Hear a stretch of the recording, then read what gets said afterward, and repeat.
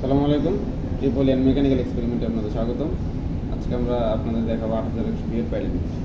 Pedal ইউনিটে একটু সমস্যা মাঝে মাঝে পজিশন ঠিক থাকে না, বা মিহিন নিয়ে চলতে থাকে, বা নাইফ মেরে দেয়। তো এই সমস্যাটাকে পজিশন করার জন্য একটা টাইমিং আছে। টাইমিংটা আজকে আপনাদের আমরা দেখাবো। তো এটা আসলে কীভাবে করে, এখানে আমাদের মেশিন কিন্তু অন করা। তো এখন সব ঠিক আছে, তো আমি এটাকে নষ্ট করবো।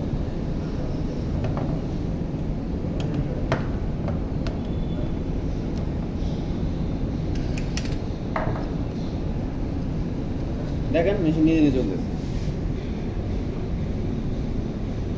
এই অনুযায়ী আমি টাইট দিয়ে দিই, যে কোনো কারণে মনে করেন নড়ে গেছে, মেশিন কিন্তু থামতেছে না। আমার প্যাডেলে আমি কোনো চাপ দিইনি, কিন্তু মেশিন থামতেছে না। আবার যদি আমি একটু চাপ দিয়ে ধরি,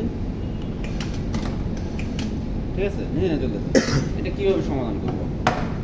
এটা সমাধান করার দুইটা টেকনিক আছে। এক নম্বর টেকনিক হলো, এই যে আমার একটা সেন্সর আছে, এই জায়গায় ম্যাগনেটিক সেন্সর, এইটার মাধ্যমে এটা যদি আমি একটু নাড়াচাড়া করে দিই তবে। আর সহজ সিস্টেম হইলো, এই যে দুটো নাট,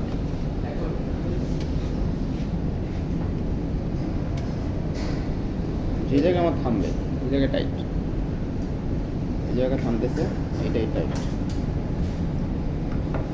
এই জায়গায় থামতেছে এইটাই টাইট। এখন কিন্তু আমার প্যাডেল নিউট্রাল, মেশিন নিউট্রাল। এখন যদি আমি চালাই, ঠিক আছে, easily smoothly there the timing. একটা টাইমিং হলো এখান থেকে আমি যেটা লুজ একটু নিচে করে দিই,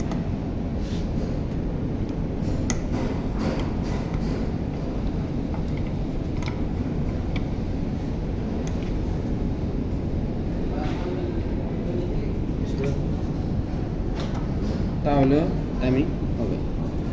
এটার কারণটা কি আসলে? কারণটা হইলো, সহজে দেখেন,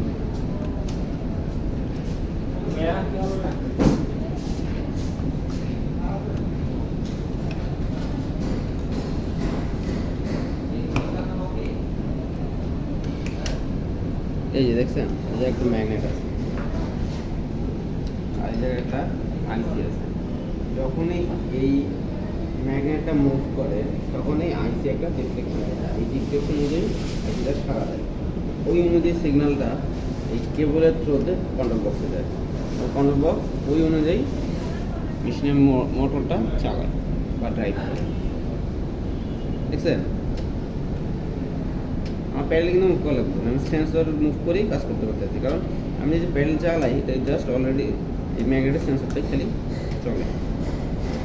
তো আশা করি আপনি বুঝতে পারতেছেন, তবে আপনারা এই সমস্যাগুলো সমাধান করতে পারবেন।